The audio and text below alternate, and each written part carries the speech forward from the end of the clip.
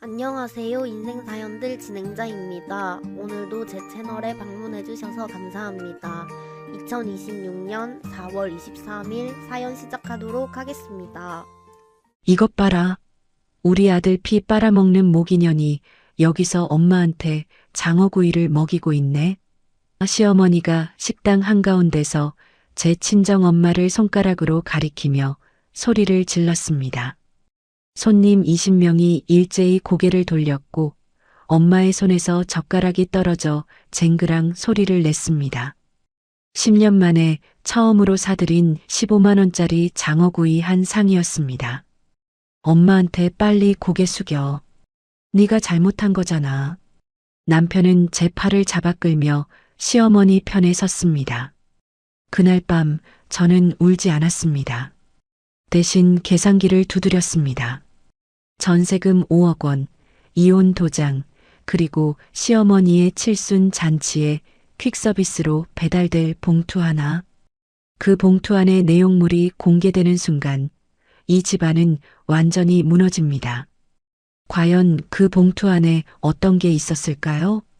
오늘의 사연 시작 전에 구독과 좋아요 눌러주시면 집안에 동기운과 행운이 가득할 겁니다. 토요일 오전 10시 사다리차의 굵은 팔이 4층 베란다 창문을 향해 느릿느릿 올라가는 소리가 아파트 단지 전체에 울려 퍼졌습니다. 저는 거실 한가운데 서서 이삿짐 센터 인부 3명이 제 화장대와 옷장을 밧줄로 묶어 사다리차 위에 올려놓는 모습을 가만히 지켜봤습니다. 인부 아저씨가 이거 무거운데 조심하셔야겠다며 땀을 닦았고 저는 고개만 끄덕였습니다. 그 화장대는 10년 전 제가 학습지 지국장으로 첫 달 월급을 받고 직접 고른 거였습니다. 여러분, 5억 원이라는 돈이 어떻게 만들어졌는지 아십니까? 저는 매일 아침 7시에 지국 사무실 문을 열었습니다. 밤 10시까지 학부모 상담 전화를 돌리고 방문교사 40명의 스케줄을 짜고 실적이 안 나오는 달에는 제가 직접 아파트 단지를 돌며 전단지를 뿌렸습니다. 한 달 수입이 많을 때 450만 원, 적을 때 280만 원, 그걸 10년 동안 한 푼도 안 쓰고 모은 게 아닙니다. 친정아버지가 돌아가시면서 남긴 유산 1억 2천만 원에 제 피 같은 월급을 한 달도 빠짐없이 보태서 간신히 채운 돈이 이 아파트 전세금 5억 원이었습니다. 근데 시어머니 이말자 여사는 그 돈을 자기 비자금이라고 생각했습니다. 매달 동네 금은방에서 순금 반지갯돈 50만 원을 부었습니다. 백화점에서 30만 원짜리 스카프를 사면서 제 카드를 내밀었습니다. 제가 카드 내역을 보고 어머니, 이번 달은 좀 줄여주셔야 할 것 같습니다 하면 이말자 여사는 콧방귀를 뀌며 이렇게 말했습니다. 며느리가 시어머니 품위 유지비 좀 내는 게 그렇게 아까워? 내 친정이 그렇게 가르쳤어? 남편 박재우는 어땠냐고요? 월급 300만 원을 받으면 그중 150만 원을 꼬박꼬박 시어머니 통장에 넣었습니다. 나머지 150만 원으로 살림을 하느냐? 그것도 아닙니다. 아파트 대출 이자 매달 87만 원, 관리비 23만 원, 공과금, 식비, 이 모든 게 전부 제 어깨 위에 쌓였습니다. 여러분, 저는 아내가 아니라 이 집안의 실질적 가장이었습니다. 사람이 이렇게까지 해도 되나 싶었지만 그래도 참았습니다. 식구니까 가족이니까. 그런데 일주일 전 제 인내심이 완전히 끊어졌습니다. 10년 만에 처음으로 친정엄마를 모시고 장어구이 식당에 갔습니다. 메뉴판에서 2인 장어구이 세트 15만 원을 가리키며 엄마, 오늘은 내가 쏠게 하고 웃었습니다. 친정엄마는 숟가락을 들다 말고 눈물을 글썽이며 말했습니다. 지훈아, 엄마 이거 안 먹어도 돼. 비싼 거 시키지 말고 네가 먹어. 엄마 10년 동안 한 번도 못 모셨잖아. 오늘은 그냥 맛있게 드세요. 장어가 숯불 위에서 기름을 뿜으며 노릇하게 익어가는 냄새가 코끝을 간지렸습니다. 엄마가 장어 한 점을 깻잎에 올려 제 앞에 놓아주는데 식당 문이 벌컥 열렸습니다. 이말자 여사가 노인정 친구 4명과 함께 들어오고 있었습니다. 저와 눈이 마주친 이말자 여사의 얼굴이 순식간에 불그락푸르락 변했습니다. 여러분, 그 다음에 벌어진 일을 저는 평생 잊을 수가 없습니다. 이말자 여사가 식당 한가운데로 성큼성큼 걸어오더니 제 친정엄마를 손가락으로 가리키며 소리를 질렀습니다. 이것 봐라. 우리 아들 피 빨아먹는 모기년이 여기서 엄마한테 장어구이를 먹이고 있네. 시어머니는 굶어 죽어도 친정엄마 장어구이는 사는 거야. 이 못된 것이. 식당 안에 있던 손님 20여 명이 전부 고개를 돌렸습니다. 친정엄마의 손에서 젓가락이 떨어져 쟁그랑 소리를 냈습니다. 엄마는 고개를 푹 숙이고 입술을 꽉 깨물었습니다. 저는 의자에서 벌떡 일어났습니다. 어머니, 여기서 이러시면 안 됩니다. 저희 어머니한테 왜 그러세요? 뭐, 네가 나한테 대들어? 남의 집 아들 돈 빼먹고 친정에 갖다 바치는 년이.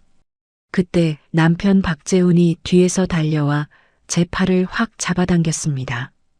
여러분, 제 남편이 한 말을 들어보세요. 야, 사람들이 다 보잖아. 나와. 빨리 나와서 엄마한테 사과해. 뭐라고? 내가 왜 사과를 해? 재훈아, 우리 엄마가 지금 저 앞에서 모기년 소리를 들었는데 네가 지금 나한테 사과하라고 하는 거야? 박재훈이 제 팔을 더 세게 움켜쥐며 이를 악물었습니다. 엄마 기분 풀어드려야지.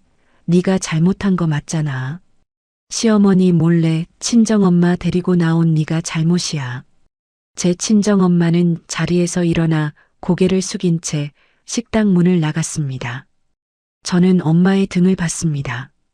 꼬부라진 등이 문틈 사이로 사라지는 그 3초가 10년보다 길었습니다. 그날 밤 저는 결심했습니다. 그리고 어제 금요일 오전 10시에 은행 창구에 앉아 집주인한테서 5억 원을 제 단독 계좌로 송금받았습니다. 오후 2시에 구청 민원실에서 협의 이혼 의사 확인 신청서를 발급받고 제 이름 옆에 붉은 인감도장을 찍었습니다. 도장을 누르는 순간 손끝으로 전해지는 종이의 빳빳한 감촉이 아직도 생생합니다. 지금 텅 빈 아파트 현관에서 집주인 대리인에게 마지막 열쇠를 건넸습니다. 차가운 금속이 손바닥을 떠나가는 느낌이 10년이라는 시간을 통째로 내려놓는 무게였습니다. 오늘은 시어머니의 칠순 잔치이자 시동생의 한의원 개원 잔치가 열리는 날입니다. 저는 현관문을 닫고 엘리베이터 버튼을 눌렀습니다. 장어구이 식당에서 그 일이 있던 다음 날 저녁 시어머니가 본가로 오라고 호출했습니다. 남편 박재훈은 차 안에서부터 저한테 잔소리를 늘어놓았습니다. 가서 엄마한테 싹싹하게 굴어. 어제 일은 네가 잘못한 거니까. 저는 대꾸하지 않았습니다. 핸들을 잡은 박재훈의 손가락이 딱딱딱 박자를 맞추듯 핸들을 두드리고 있었습니다. 마치 오늘 일이 이미 다 정해진 것처럼 여유로운 손놀림이었습니다. 시어머니 집 현관문을 열자마자 된장찌개 냄새와 함께 이말자 여사의 목소리가 터졌습니다. 왔어? 빨리 앉아. 이말자 여사는 거실 소파 한가운데 떡하니 앉아 있었습니다. 오른손으로 리모컨을 쥐고 텔레비전을 끄더니 왼손으로 탁자 위에 물컵을 쥐었습니다. 저는 맞은편 딱딱한 의자에 앉았고 박재훈은 시어머니 옆 소파에 찰싹 붙어 앉았습니다. 여러분, 그 자리 배치부터가 이미 2대1 신문이었습니다. 이말자 여사가 물컵을 탁 내려놓으며 입을 열었습니다. 지훈아, 내가 단도직입적으로 말할게. 네가 살고 있는 그 아파트 전세금 있잖아. 그것 빼. 네. 전세금을요? 재훈이 동생이 한의원을 열어 목 좋은 상가가 나왔는데 보증금하고 개원 자금까지 합치면 3억은 있어야 돼. 네가 그거 내놔. 진짜 어처구니가 없더라고요. 저는 귀를 의심했습니다. 어제 식당에서 제 친정 엄마를 모기년이라고 부른 사람이 24시간도 안 돼서 3억 원을 내놓으라고 하는 겁니다. 어머니, 그 전세금은 제가 10년 동안 일해서 모은 돈이에요. 친정아버지 유산까지 보탠 돈이고요. 그걸 어떻게 한꺼번에 뺏어 드려요. 이 말자 여사의 눈꼬리가 올라갔습니다. 뭐, 내 돈? 네가 이 집안에 시집와서 번 돈은 다 이 집안 돈이야. 친정아버지 유산? 딸한테 준 돈은 시댁 재산이지. 그게 네 거야? 그때 옆에 있던 박재훈이 한술 더 떴습니다. 소파 등받이에 팔을 걸치며 다리까지 꼬는 여유로운 자세로 입을 열었습니다. 지훈아, 우리가 남도 아니고 피가 섞인 한 식구잖아. 내 돈을 왜 따져? 그런 거 따지는 거 자체가 진짜 정 떨어지는 짓이야. 재훈아, 5억 원에서 3억을 빼면 2억이야. 2억으로 서울에서 어디 가서 살아? 당분간 좀 작은 빌라로 가면 되지. 동생이 성공하면 그게 결국 우리 가족 전체가 잘 되는 길이야. 가족이면 그 정도 희생은 당연한 거 아니야? 가족, 식구, 희생. 이 사람들 입에서 그 단어가 나올 때마다 제 관자놀이가 욱신거렸습니다. 저는 주먹을 꽉 쥐고 참다가 한마디를 꺼냈습니다. 어머니, 작년에 저희 친정엄마가 맹장 수술로 입원했을 때 기억하세요? 병문안은커녕 전화 한 통도 안 하셨잖아요. 그때는 식구가 아니었나요? 순간 이 말자 여사의 얼굴이 시뻘겋게 달아올랐습니다. 여사가 탁자 위에 물컵을 번쩍 집어들더니 제 발밑을 향해 내리꽂듯 던졌습니다. 물이 튀어 제 바짓단을 적셨고 컵이 바닥에 부딪혀 둔탁한 소리를 냈습니다. 2년이 말됐구야. 출가 외인이 친정에 돈 쓰는 건 도둑질이야. 며느리가 시댁에 돈 바치는 건 당연한 도리고 네 친정엄마 병원비 내가 왜 걱정해. 남의 집 일이잖아. 여러분 들으셨습니까? 제 친정엄마는 남의 집 사람이고 시동생 한의원 개원 비용은 제가 내야 하는 겁니다. 식구라는 단어가 이렇게 편리하게 쓰이는 집은 처음 봤습니다. 그날 이후 3일 동안 지옥이 이어졌습니다. 박재훈은 매일 밤 제가 이불을 덮고 눈을 감으려 하면 옆에 드러누워 입을 열었습니다. 지훈아, 자는 거야? 나 진짜 요즘 힘들다. 엄마가 매일 전화해서 우는 거 알지? 내 이기심 때문에 우리 식구들이 다 고통받고 있어. 첫째 날 밤에 그랬고 둘째 날 밤에도 같은 말을 했습니다. 셋째 날 밤에는 새벽 2시까지 같은 얘기를 반복했습니다. 제가 눈을 감으면 어깨를 흔들었고 제가 등을 돌리면 이불을 잡아당겼습니다. 사람이 어떻게 이럴 수 있나요? 셋째 날 오후에는 시동생까지 우리 집으로 찾아왔습니다. 현관에서 구두를 벗으며 능글능글한 웃음을 띠고 들어온 시동생이 식탁에 앉더니 손가락으로 탁자를 톡톡 두드리며 말했습니다. 형수님, 저개원만 하면 형수님 보약 평생 공짜로 지어드릴게요. 녹용에 산삼에 좋은 거 다 넣어서요. 3억이면 형수님 평생 건강을 사는 거예요. 보약이 3억 원어치라는 겁니다. 웃기지도 않았습니다. 저는 시동생의 손가락을 봤습니다. 한 번도 힘든 일을 해본 적 없는 깨끗하고 매끈한 손이었습니다. 제 손을 내려다봤습니다.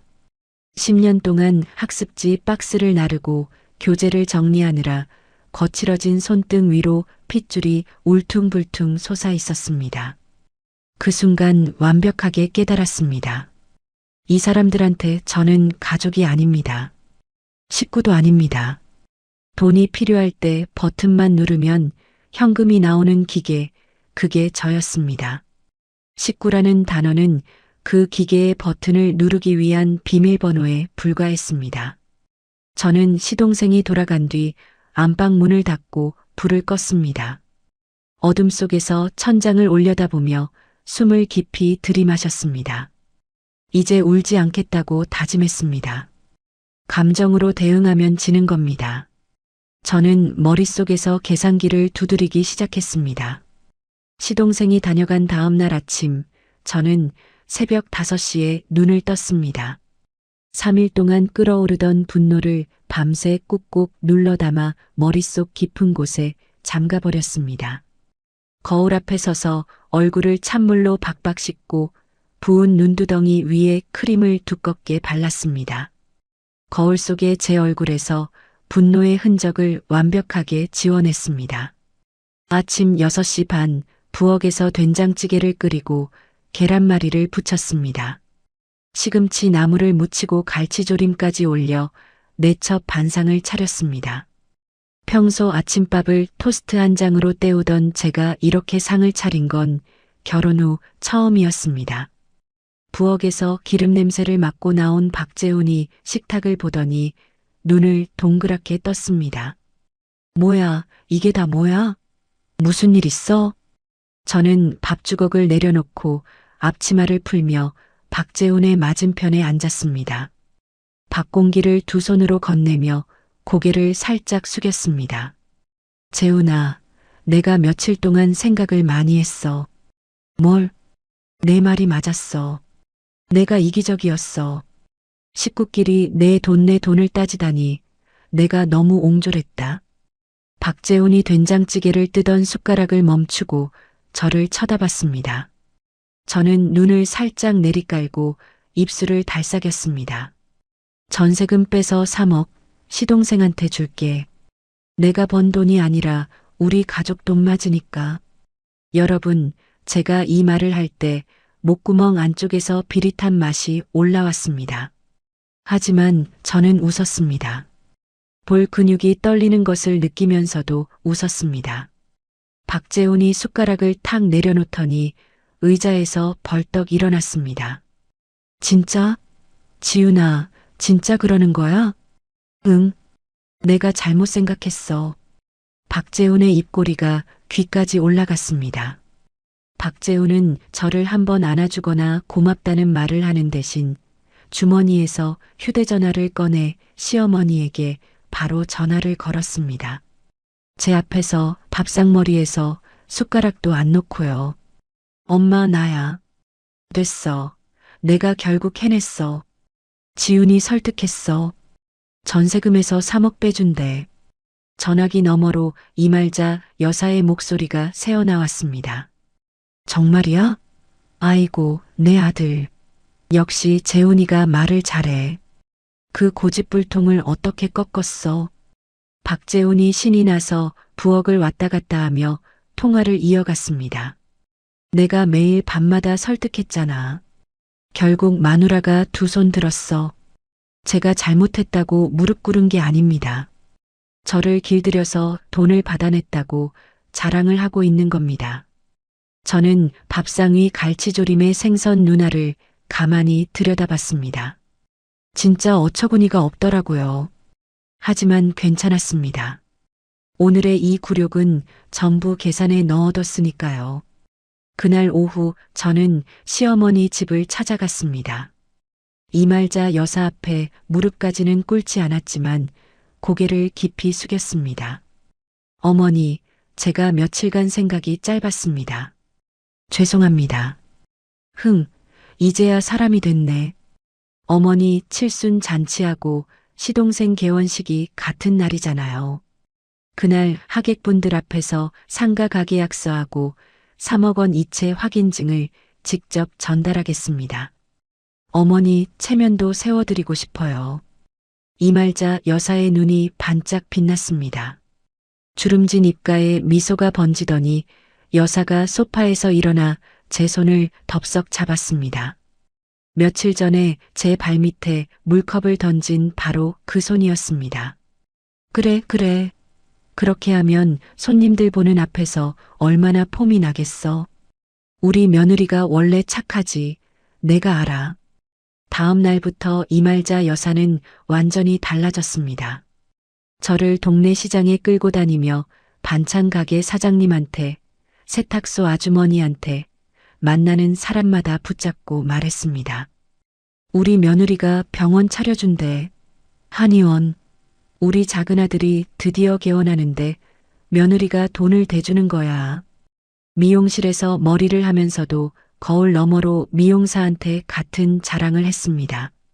여러분, 제 돈으로 제 체면을 세우는 게 아니라 시어머니 체면을 세워주는 돈이었습니다. 저는 미용실 거울 속에 비친 이말자 여사의 들뜬 얼굴을 바라보며 입꼬리를 올렸습니다. 하지만 겉으로 웃는 그 시간 동안 저는 점심시간마다 은행을 돌았습니다. 제 명의로 된 모든 통장의 거래 내역서를 뽑았습니다. 시어머니가 제 카드로 긁어댄 금은방 순금 결제 내역, 백화점 명품 매장 결제 내역, 이 모든 것을 날짜 순으로 정리해서 엑셀 파일에 한 줄 한 줄 입력했습니다.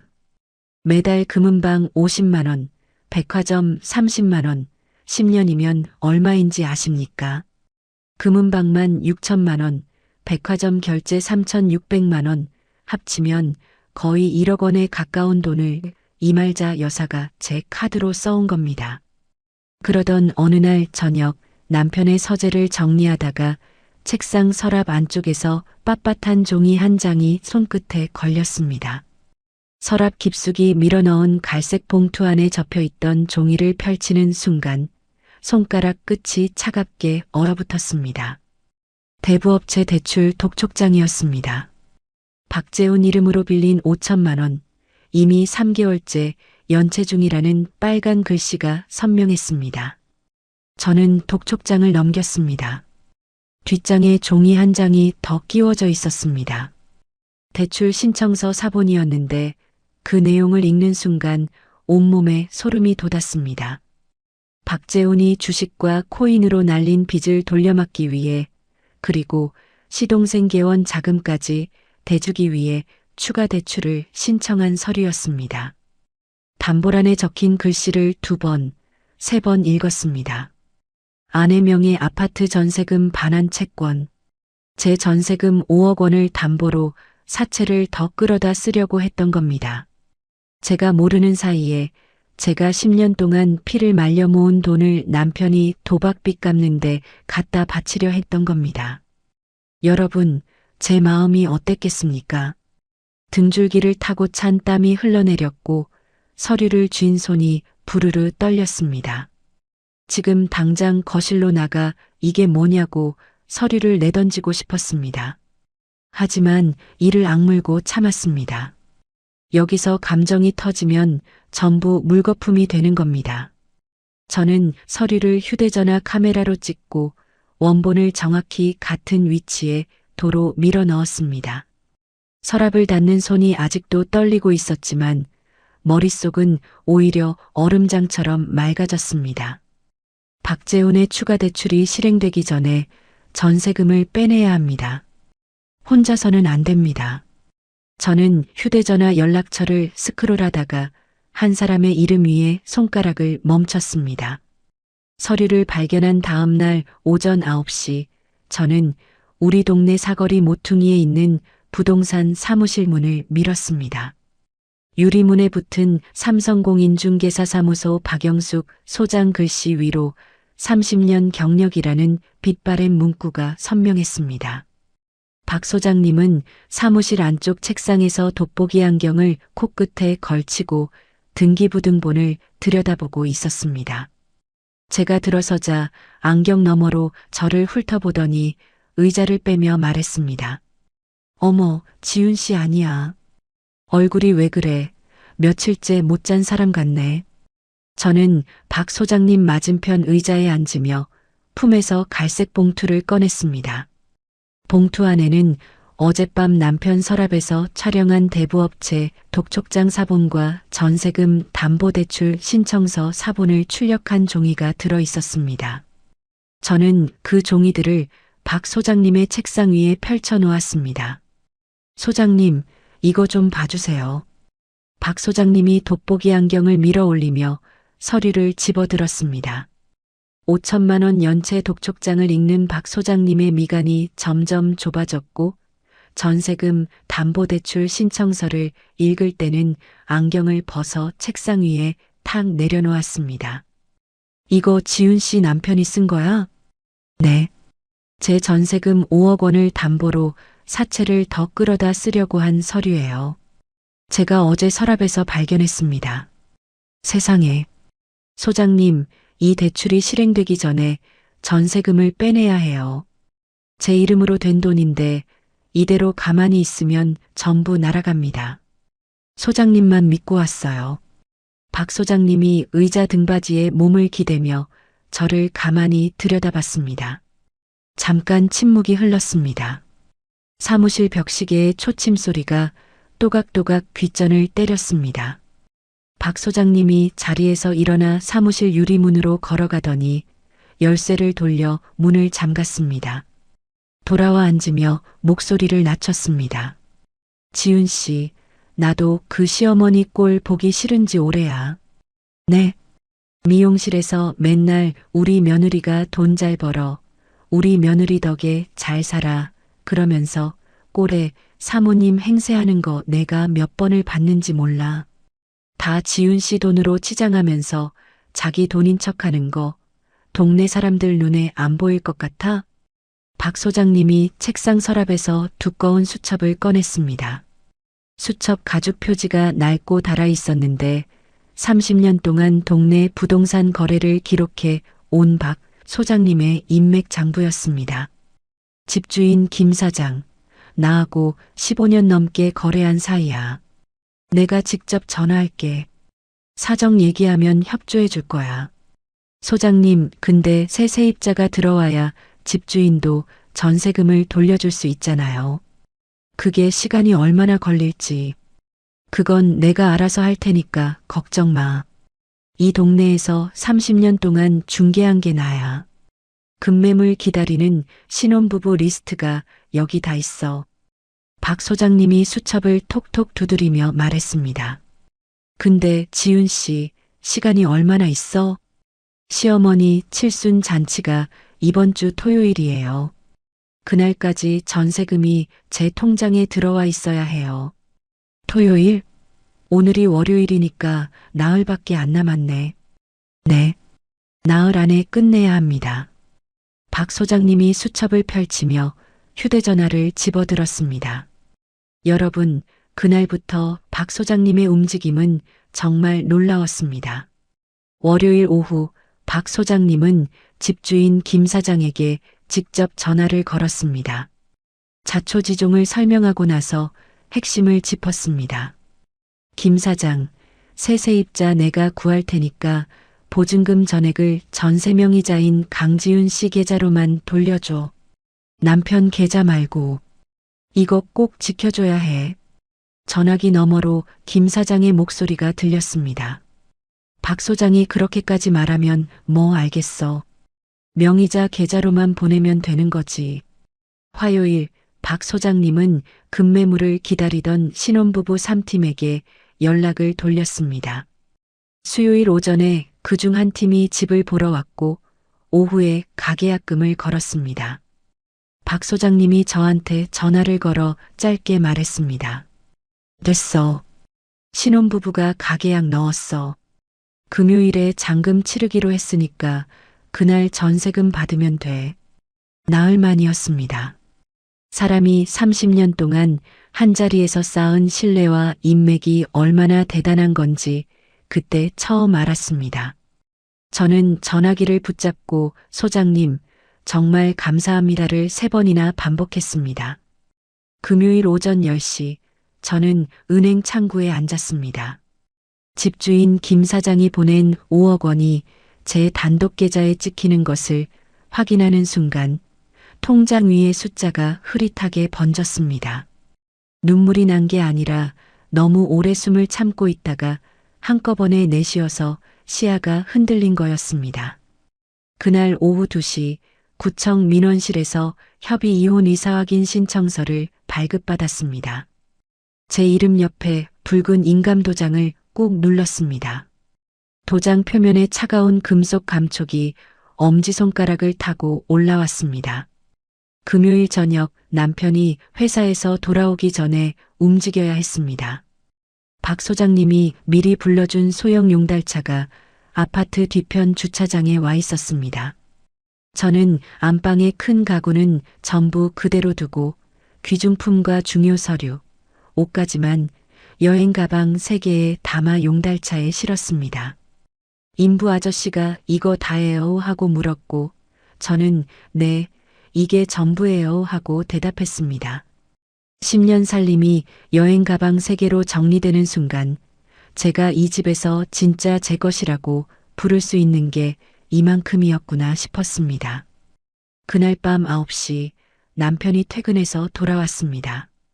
저는 거실 소파에 앉아 쇼핑백을 무릎 위에 올려놓고 기다리고 있었습니다.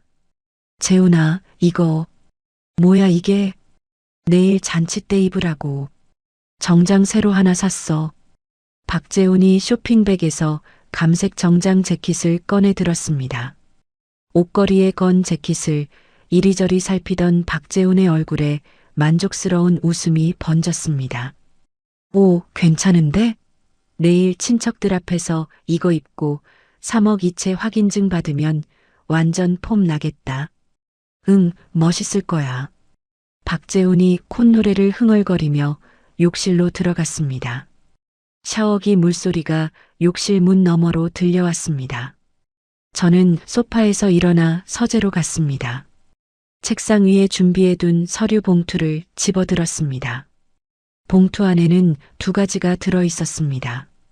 제 인감도장이 선명하게 찍힌 협의 이혼 이사 확인 신청서, 그리고 남편의 5천만 원짜리 대부업체 연체 독촉장. 저는 봉투의 겉면에 검은 펜을 들고 또박또박 이름을 적었습니다. 이말자 귀하. 펜을 내려놓고 봉투를 가방 안쪽 주머니에 밀어 넣었습니다. 욕실에서 박재훈이 노래를 부르는 소리가 벽을 타고 희미하게 새어나왔습니다. 저는 가방 지퍼를 끝까지 잠갔습니다. 토요일 낮 12시 시내 외곽의 대형 뷔페 연회장은 사람들로 꽉 차 있었습니다. 정문 입구에 걸린 현수막에는 이말자 여사 칠순 축하 겸 박준혁 한의원 개원 축하라는 금색 글씨가 번쩍거렸습니다. 종친의 어르신들, 시어머니의 계모임 친구들, 시동생의 한의대 동기들까지 200명 가까운 하객이 연회장 테이블마다 빼곡히 앉아 있었습니다. 이말자 여사는 연회장 입구에 서 있었습니다. 제 카드로 결제한 130만 원짜리 연보라색 실크 한복을 빼입고 하객 한 명 한 명에게 목을 빳빳이 세우며 인사를 받았습니다. 들어오는 사람마다 붙잡고 같은 말을 했습니다. 우리 며느리가 오늘 큰돈을 가져와. 작은 아들 한의원 상가 계약서하고 3억 원을 하객들 앞에서 전달하기로 했어. 복받은 시어머니지 내가. 계모임 친구가 어머, 며느리 참 잘 뒀다며 박수를 쳤고 이말자 여사는 콧날을 실룩거리며 어깨를 더 펴올렸습니다. 그 시각 저는 이미 이 동네에 없었습니다. 새벽 6시에 집을 나와 번호를 바꾼 새 휴대전화를 주머니에 넣고 고속버스 터미널로 향했습니다. 터미널 매표소에서 친정 엄마가 계신 시골행표를 끊을 때 매표소 직원이 편도요, 왕복이요 하고 물었습니다. 저는 편도요 하고 대답했습니다. 버스 좌석에 등을 기대고 창밖으로 서울 시내가 점점 멀어지는 것을 지켜봤습니다. 고속도로 양옆으로 가로수가 빠르게 스쳐 지나갔고 저는 눈을 감았습니다. 연회장에서는 오후 1시가 되자 잔치가 본격적으로 시작됐습니다. 사회자가 마이크를 잡고 무대 위에서 목청을 가다듬었습니다. 자, 오늘의 주인공이신 이말자 여사님의 칠순을 축하드리며 이 자리를 더욱 빛내주실 자랑스러운 며느리 강지윤님을 무대 위로 모시겠습니다. 연회장이 조용해졌습니다. 하객들이 고개를 돌려 입구 쪽을 바라봤습니다. 아무도 들어오지 않았습니다. 사회자가 다시 한번 마이크에 입을 가져다 댔습니다. 강지훈님, 무대 위로 올라와 주세요. 3초, 5초, 10초. 연회장 안에 기침 소리만 간간히 들렸습니다. 이말자 여사의 얼굴에서 미소가 서서히 사라졌습니다. 박재훈이 연회장 구석에서 휴대전화를 꺼내 제 번호를 눌렀습니다. 전화기에서 흘러나온 것은 이 번호는 현재 사용되지 않는 번호입니다라는 기계음뿐이었습니다. 박재훈의 이마에 땀방울이 송골송골 맺혔습니다. 한 번, 두 번, 세 번 계속 같은 번호를 눌렀지만 돌아오는 건 똑같은 기계음이었습니다. 하객들이 웅성거리기 시작했습니다. 테이블 여기저기서 며느리가 왜 안 와? 무슨 일 있나 하는 속삭임이 퍼져나갔습니다. 이말자 여사가 입술을 깨물며 박재훈에게 다가갔습니다. 재훈아, 지훈이 어딨어? 왜 전화가 안 돼? 모르겠어, 엄마. 전화번호가 바뀐 것 같아. 뭐? 번호가 바뀌다니 그게 무슨 소리야? 바로 그때 연회장 정문이 벌컥 열렸습니다. 헬멧을 쓴 퀵서비스 기사가 커다란 갈색 서류 봉투를 한 손에 들고 성큼성큼 안으로 걸어 들어왔습니다.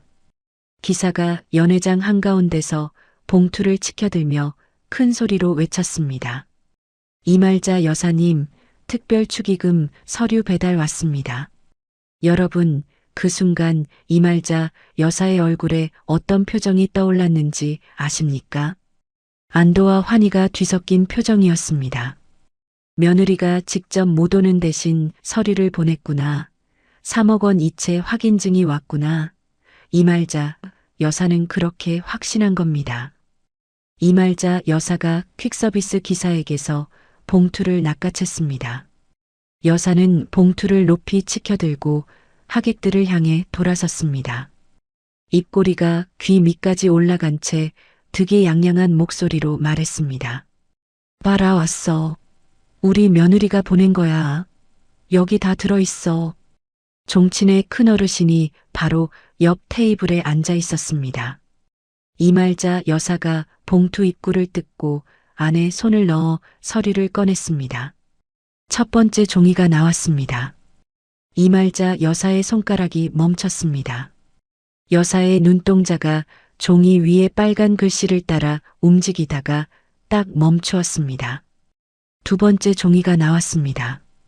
붉은 인감도장이 선명하게 찍힌 종이었습니다. 이말자 여사의 입이 반쯤 벌어졌고 봉투를 쥔 손이 부들부들 떨리기 시작했습니다. 바로 옆에 서 있던 종친의 큰어르신이 이말자 여사의 손에서 서류를 가져갔습니다. 큰어르신은 노안경 너머로 종이를 찬찬히 읽더니 굵은 목소리로 입을 열었습니다. 이게 뭐야? 대부업체 대출 독촉장 아니야? 박재훈이 5천만 원을 사채업자한테 빌려서 3개월째 연체 중이라고 써있네. 연회장이 쥐 죽은 듯 조용해졌습니다. 큰어르신이 두 번째 종이를 들어 올렸습니다. 이건 또 뭐야? 협의 이혼 이사 확인 신청서? 며느리가 이혼 도장을 찍었어? 200명의 하객이 동시에 숨을 들이마시는 소리가 들렸습니다. 테이블마다 술잔을 내려놓고 젓가락을 멈추고 모든 시선이 이말자 여사에게 쏠렸습니다. 계모임 친구가 입을 손으로 막으며 옆 사람에게 속삭였습니다. 아들이 사채꾼이래. 며느리가 이혼 도장 찍고 도망갔대. 그 속삭임이 테이블에서 테이블로, 사람에서 사람으로 번져나갔습니다. 3억 원을 가져온다던 며느리는 오지 않았고 봉투 안에서 나온 건 빚더미와 이혼 서류였습니다. 방금 전까지 복받은 시어머니라고 어깨를 펴던 이말자 여사의 체면이 200명 앞에서 산산조각이 났습니다. 이말자 여사의 얼굴이 백지장처럼 하얗게 질렸습니다. 입술이 파르르 떨렸고 목에서 가느다란 신음이 새어나왔습니다. 여사가 오른손으로 뒷목을 움켜쥐더니 무릎이 꺾이며 연회장 바닥에 주저앉았습니다. 130만 원짜리 연보라색 실크 한복 치마가 바닥에 넓게 퍼졌습니다. 박재훈이 달려와 엄마 엄마 하고 외쳤지만 이 말자 여사는 대답하지 못했습니다. 뒷목을 잡은 손가락 마디가 하얗게 질린 채 천장을 향해 눈을 치켜떴습니다. 종친의 큰 어르신이 서류를 테이블 위에 탁 내려놓으며 박재훈을 노려봤습니다. 재훈아, 이게 대체 어떻게 된 거야? 사채 빚이 이게 뭐야? 박재훈은 대답하지 못했습니다. 감색 정장 재킷 안쪽으로 식은땀이 흘러내리고 있었습니다. 어젯밤 제가 선물한 바로 그 정장이었습니다. 잔치가 끝나고 2시간 뒤 박재훈과 이말자 여사는 택시를 타고 아파트로 달려갔습니다.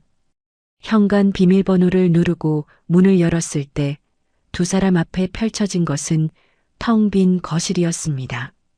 제 화장대가 있던 자리에 벽지색이 다른 네모난 자국만 남아 있었고 옷장이 서 있던 안방 구석에는 먼지가 쌓인 바닥만 드러나 있었습니다. 버리고 간 큰 가구들에는 노란색 대형 폐기물 스티커가 하나씩 붙어 있었습니다. 박재훈이 안방 서재, 부엌을 미친 듯이 뛰어다니며 서랍이란 서랍은 전부 열어젖혔습니다.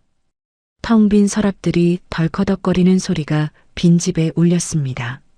없어. 옷도 없고 서류도 없고 통장도 없어. 이말자 여사가 현관 신발장에 기대서며 떨리는 목소리로 말했습니다. 전세금은? 전세금 5억은 어떻게 된 거야? 몰라. 나도 모른다고. 박재훈이 휴대전화로 집주인 김 사장에게 전화를 걸었습니다. 김 사장은 전세금은 명의자인 강지훈 씨 계좌로 어제 이미 전액 송금 완료했다고 말했습니다. 박재훈의 손에서 휴대전화가 미끄러져 바닥에 떨어졌습니다. 화면에 금이 가는 소리가 조용한 빈집에 또렷하게 울렸습니다. 그년이 전부 가져갔어, 엄마. 5억 전부. 이말자 여사가 신발장을 주먹으로 내리치며 소리를 질렀습니다. 당장 친정으로 가. 친정엄마 시골집. 거기 틀림없어. 그날 밤 두 사람은 차를 몰고 2시간 반을 달려 제 친정엄마의 시골집까지 찾아갔습니다. 대문을 두드리고 담장 너머로 소리를 질렀지만 집안에 불이 꺼져 있었고 아무도 나오지 않았습니다. 저는 이미 그곳을 떠나 다른 곳에 있었으니까요. 두 사람은 허탕을 치고 새벽에 돌아왔습니다. 여러분, 보통 사람이라면 여기서 자기 잘못을 돌아볼 겁니다. 하지만 이 사람들은 달랐습니다.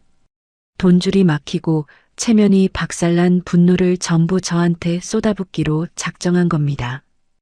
이틀 뒤 월요일 아침부터 이말자 여사가 움직이기 시작했습니다.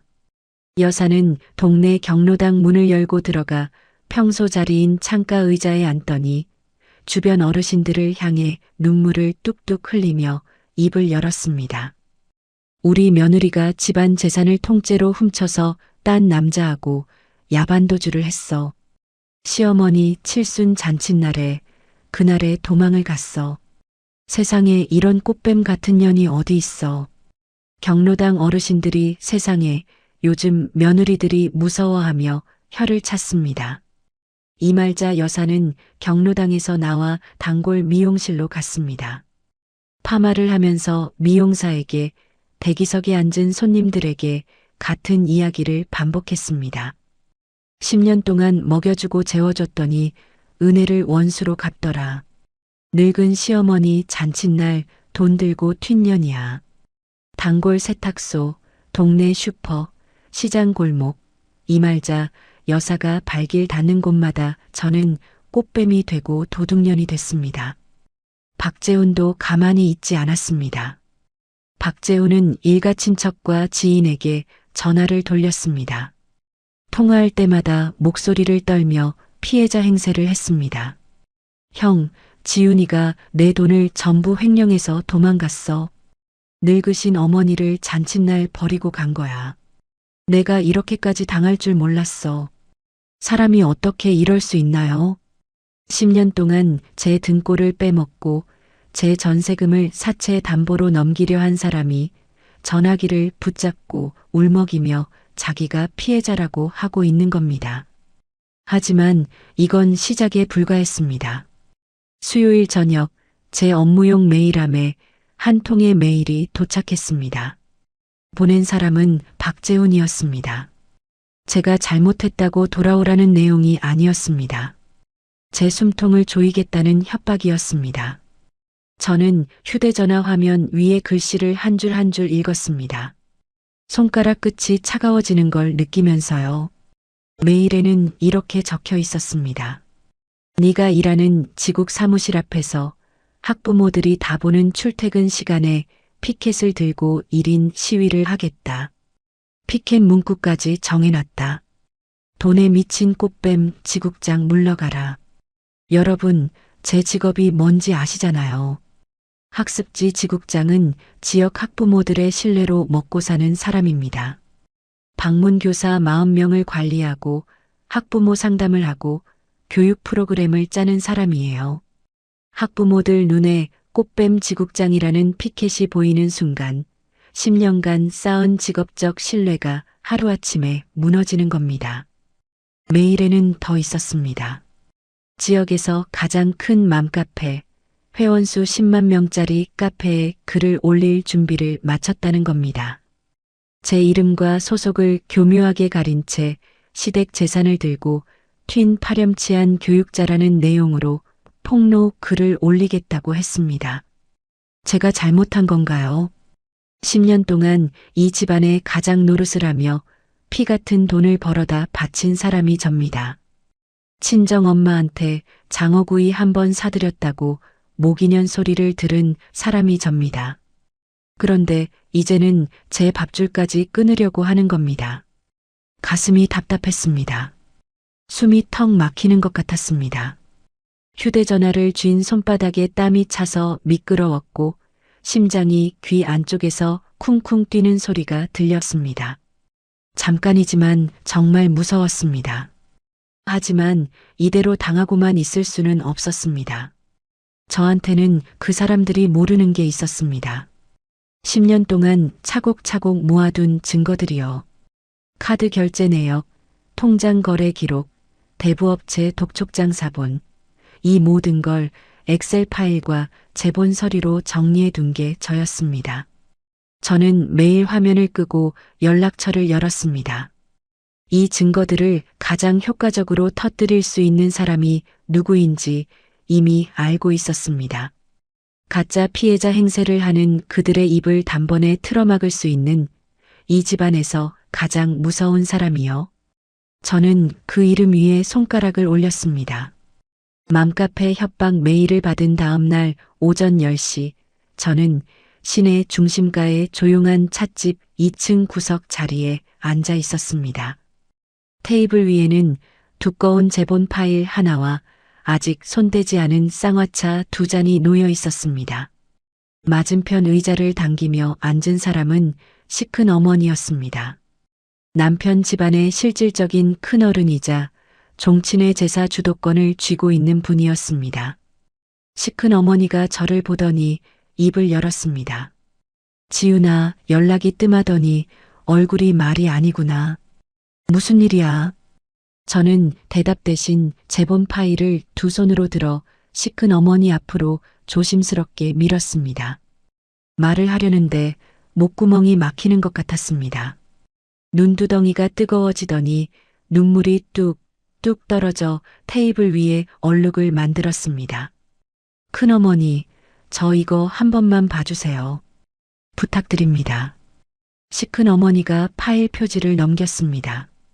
첫 페이지에는 박재훈의 카드 결제 내역이 날짜 순으로 정리되어 있었습니다. 2016년 3월 유흥업소 42만 원, 2017년 8월 유흥업소 67만 원, 2019년 11월 유흥업소 38만 원, 10년치 내역이 빼곡하게 3장을 채우고 있었습니다. 시큰 어머니의 손가락이 내역을 한 줄 한 줄 짚어 내려갔습니다. 다음 페이지를 넘기자 통장 거래 기록이 나왔습니다. 불법 도박 사이트로 송금한 내역이 형광펜으로 표시되어 있었고 금액 옆에 제가 빨간 볼펜으로 합계를 적어뒀습니다. 도박 사이트 송금 합계 3,800만 원. 시큰 어머니의 미간 주름이 점점 깊어졌습니다. 그 다음 페이지에는 대부업체 5천만 원 연체 독촉장 원본 사본이 있었습니다. 이미 3개월째 연체 중이라는 빨간 도장이 찍혀 있었습니다. 큰어머니, 다음 장도 봐주세요. 시큰 어머니가 페이지를 넘겼습니다. 이말자 여사의 카드 결제 내역이 나왔습니다. 동네 금은방 순금 반지 갯돈 매달 50만 원, 백화점 명품 매장 스카프 32만 원, 핸드백 89만 원, 구두 45만 원. 날짜와 금액이 줄줄이 이어졌고 맨 아래에 10년 합계 금액을 적어놨습니다. 9,640만 원. 그 옆 페이지에 제가 친정엄마에게 쓴 돈의 전체 내역을 붙여놨습니다. 장어구이 식당 15만 원, 딱 한 장이었습니다. 시큰 어머니가 고개를 들어 저를 봤습니다. 저는 눈물을 손등으로 훔치며 말했습니다.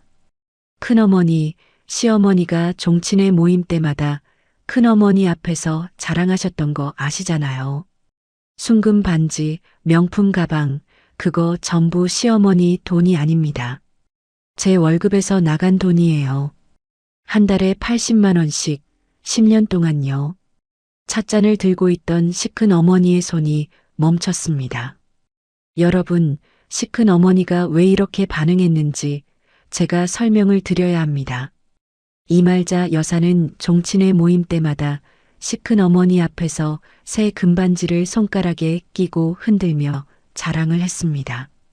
명품 가방을 테이블 위에 올려놓고 큰언니, 이거 백화점에서 새로 나온 건데 하며 은근히 시큰 어머니를 깔봤습니다. 나는 돈 많은 며느리를 뒀으니 팔자가 좋다는 무언의 과시를 해온 겁니다. 시큰 어머니는 그때마다 아무 말 없이 참았지만 속으로는 동서의 그 태도가 눈엣 가시였습니다. 그런데 그 화려한 금반지와 명품 가방이 전부 며느리 등골을 빼먹은 돈이었다는 걸 두 눈으로 확인한 겁니다. 자기 앞에서 거들먹거리던 이말자의 재력이 전부 거짓이었다는 사실을요. 시큰 어머니가 찻잔을 테이블 위에 3개 내려놓았습니다. 찬물이 출렁여서 받침 접시 위로 넘쳤습니다. 이말자가 이런 년이었어? 시큰 어머니의 목소리가 낮게 깔렸습니다. 주름진 눈 밑으로 핏줄이 선명하게 드러났습니다. 며느리 피 빨아먹으면서 내 앞에서 사모님 행세를 하고 다녔단 말이야? 아들은 사채의 도박에 이걸 숨기고 잔칫날 며느리 돈 3억을 뜯어먹으려고 했어? 큰어머니, 그뿐만이 아닙니다. 시어머니하고 재훈 씨가 지금 동네방네 돌아다니면서 제가 꽃뱀이라고 소문을 퍼뜨리고 있어요. 제 직장 앞에서 시위를 하겠다고 협박 메일까지 보냈습니다. 저는 휴대전화를 꺼내 박재훈이 보낸 협박 메일 화면을 시큰 어머니 앞에 내밀었습니다. 시큰 어머니가 화면을 읽었습니다. 돋보기 안경을 쓰지 않은 채 휴대전화를 멀찍이 들고 천천히 읽었습니다. 읽는 동안 시큰 어머니의 입술이 파르르 떨렸습니다. 이 파렴치한 것들이. 시큰 어머니가 의자에서 벌떡 일어났습니다. 가방에서 본인 휴대전화를 꺼내더니 화면을 몇 번 두드렸습니다. 지훈아, 이 파일 나한테 줄 수 있어? 네, 큰어머니. 사본을 따로 준비해 왔습니다. 저는 가방에서 똑같이 제본한 파일을 하나 더 꺼내 시큰 어머니에게 건넸습니다. 시큰 어머니가 파일을 받아들고 찻집 계단을 성큼성큼 내려갔습니다. 저는 창문 너머로 시큰 어머니의 뒷모습을 지켜봤습니다. 길 건너편에서 시큰 어머니가 휴대전화를 귀에 대고 빠른 걸음으로 걸어가는 모습이 보였습니다. 30분 뒤 종친의 단체 채팅방이 폭발했습니다. 시큰 어머니가 이말자 여사의 금은방 결제 내역, 백화점 명품 결제 내역, 박재훈의 유흥업소 카드 내역, 도박 사이트 송금 기록, 대부업체 연체 독촉장 사진을 한 장 한 장 올리기 시작한 겁니다. 10명이 넘는 종친의 어른들이 보는 채팅방에 증거 사진이 줄줄이 도배됐습니다. 시큰 어머니가 채팅방에 글을 올렸습니다. 이말자가 내 앞에서 사모님 행세하며 자랑하던 금반지, 명품 가방이 전부 며느리 월급으로 산 거였다. 아들은 도박의 사채빚이 5천만 원이고 며느리 전세금까지 담보로 넘기려고 했다. 이런 집안 망신을 시키고도 며느리를 꽃뱀이라고 소문내고 다니고 있다. 종친의 어른들이 판단하라. 채팅방에 메시지가 쏟아졌습니다. 큰댁 사촌형이 이게 사실이야 하고 물었고 시큰 어머니가 증거 서류가 여기 다 있다 하고 답했습니다. 종친의 막내 삼촌이 재훈이 당장 불러하고 썼고 큰어르신이 집안 창피한 줄 알아야지 하고 올렸습니다. 같은 시각 동네에서도 일이 터졌습니다.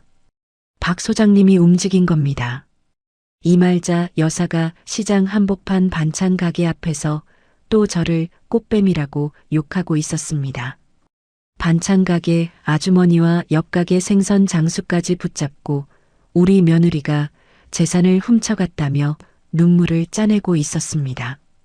그때 박 소장님이 시장 골목 끝에서 성큼성큼 걸어왔습니다. 이말자 여사 앞에 딱 서더니 허리에 두 손을 짚고 목청을 높였습니다. 이말자 씨, 아들이 사채업자한테 5천만 원 빌려서 연체하고 며느리 전세금 5억을 담보로 사채를 더 끌어다 쓰려고 한 거 내가 다 알아. 시장 골목에 있던 사람들이 일제히 고개를 돌렸습니다. 반찬 가게 아주머니가 눈을 동그랗게 떴고 생선 장수가 칼을 내려놓고 이쪽을 봤습니다. 며느리가 10년 동안 피땀 흘려번 돈으로 이 집안을 먹여 살렸어. 그 돈으로 금반지 사고 명품 가방 사고 동네방네 사모님 행세한 게 누구야. 그러고도 모자라서 며느리한테 3억을 내놓으라고 한 게 누구야. 며느리를 꽃뱀이라고? 어디서 노인네가 거짓말이야. 이말자 여사의 얼굴이 시뻘겋게 달아올랐습니다. 입을 벌렸다 닫았다를 반복했지만 한마디도 나오지 않았습니다. 시장 사람들의 시선이 이말자 여사에게 쏠렸고 아까까지 혀를 차며 동조하던 반찬 가게 아주머니가 슬금슬금 뒤로 물러났습니다. 종친의 채팅방 폭로와 시장 한복판의 진실 폭로가 같은 날 오전에 동시에 터졌습니다. 이말자 여사가 일주일 동안 공들여 쌓아 올린 거짓 여론이 반나절 만에 완전히 뒤집어졌습니다. 저녁이 되자 종친의 큰어르신이 박재훈에게 직접 전화를 걸었습니다. 큰어르신의 목소리는 낮고 단단했습니다. 재훈아, 네가 며느리 직장 앞에서 시위를 한다고? 맘카페에 글을 올린다고? 네가 지금 집안 망신을 더 시킬 셈이야? 당장 그딴 짓 접어. 종친회에서 가만 안 둔다. 박재훈은 전화를 끊고 아무것도 하지 못했습니다. 학부모들 앞에서 피켓을 드는 것도, 맘카페에 폭로 글을 올리는 것도 종친회 어르신들의 불호령 앞에서 전부 무산됐습니다.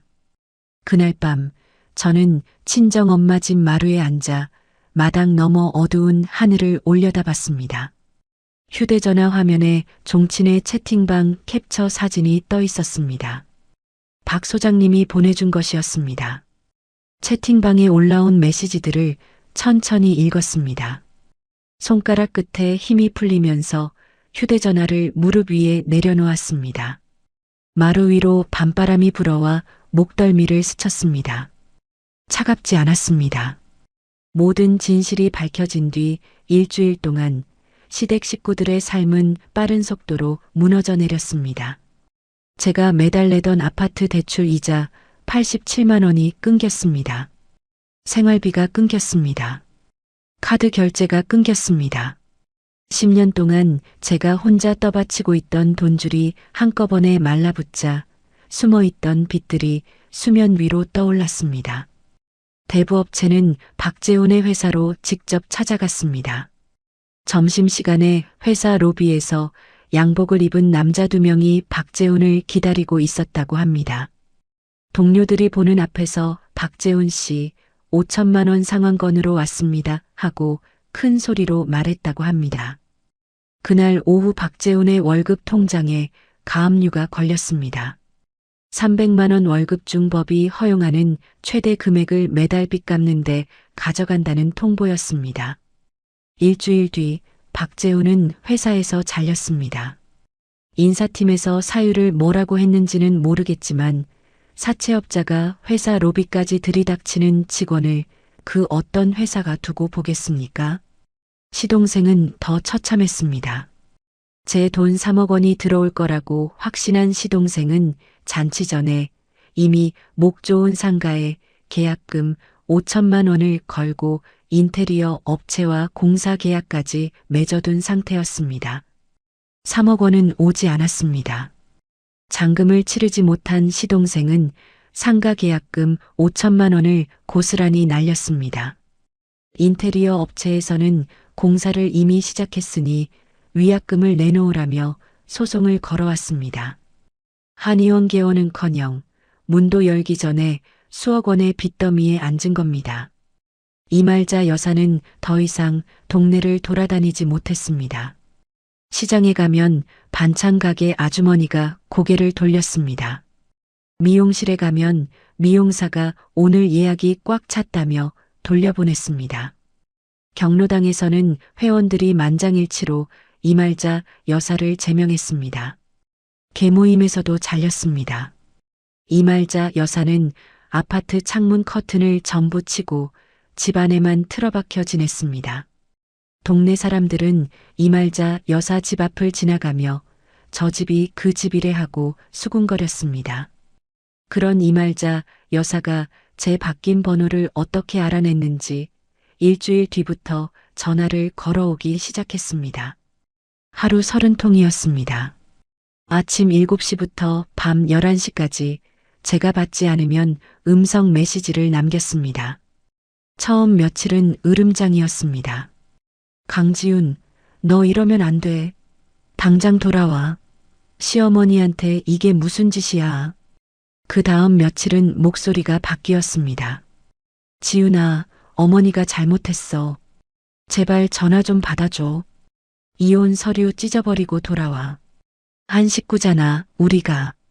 또 며칠이 지나자 음성 메시지에서 코 훌쩍이는 소리가 들렸습니다. 지훈아, 재훈이가 회사에서 잘렸어. 대출 이자를 못 내면 집이 넘어가. 어머니 평생 살던 집이야. 제발 대출 이자만이라도 갚아줘. 한 번만 도와줘. 여러분, 제 마음이 어땠겠습니까? 시원하냐고요? 솔직히 말씀드리겠습니다. 시원하지 않았습니다. 10년을 함께 산 사람들이 무너지는 걸 보는 게 통쾌하기만 할 리가 없잖아요. 하지만 저는 음성 메시지를 끝까지 듣고 나서 휴대전화를 조용히 내려놓았습니다.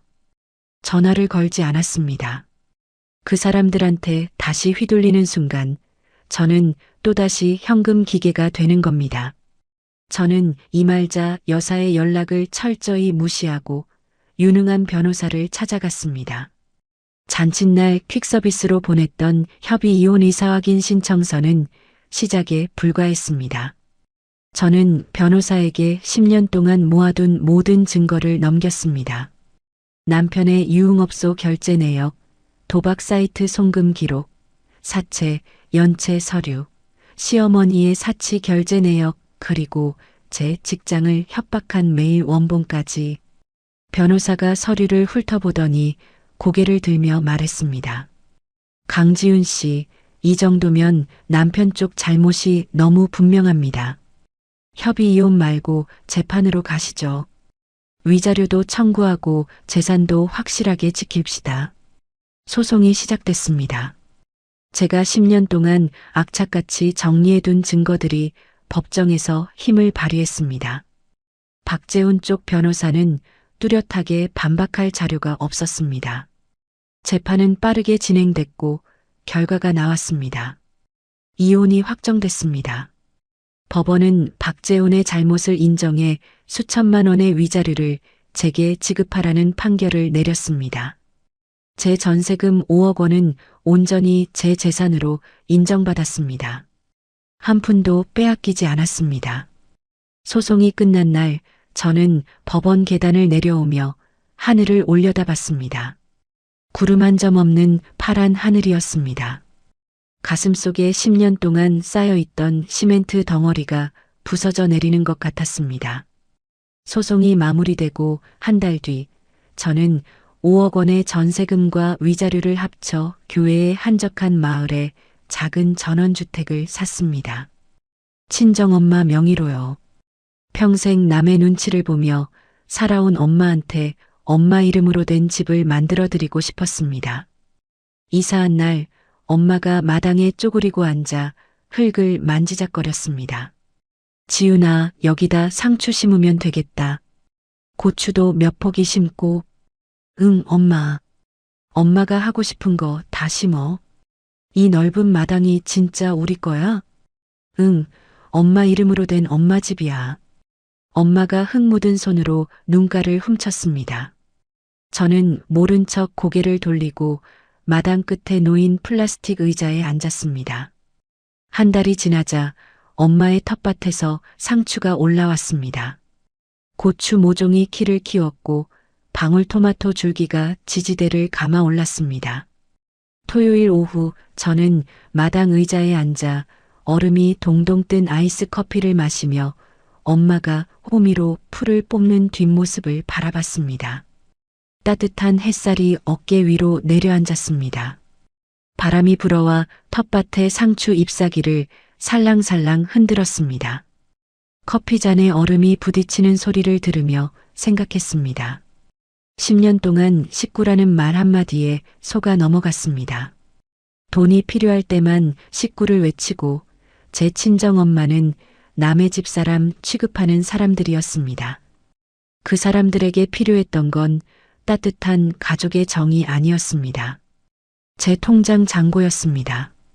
여러분, 저처럼 식구라는 말에 붙잡혀서 자기 인생을 갈아넣고 계신 분이 혹시 있으신가요? 알량한 동정심은 아무것도 해결해주지 않습니다. 빠져나올 수 있을 때 빠져나오셔야 합니다. 엄마가 텃밭에서 상추를 한 움큼 뽑아들고 돌아서며 웃었습니다. 지훈아, 오늘 저녁 쌈 싸먹자. 응, 엄마. 맛있겠다. 저는 커피 잔을 내려놓고 자리에서 일어나 엄마한테 걸어갔습니다. 엄마의 흙 묻은 손에서 상추를 받아들었습니다. 싱그러운 풀 냄새가 코끝을 간지렸습니다. 여러분, 이렇게 해서 지훈 씨의 이야기가 끝이 났습니다. 식구라는 말, 참 따뜻한 말이죠. 한솥밥을 먹는 사이, 피를 나눈 사이, 서로 기대고 살아가는 사이. 그런데 이 따뜻한 말이 누군가의 목을 조이는 밧줄이 될 수도 있다는 걸 오늘 사연이 보여줬습니다. 돈이 필요할 때만 식구를 외치고 정작 상대방이 아플 때는 남의 집 일이라고 외면하는 사람들.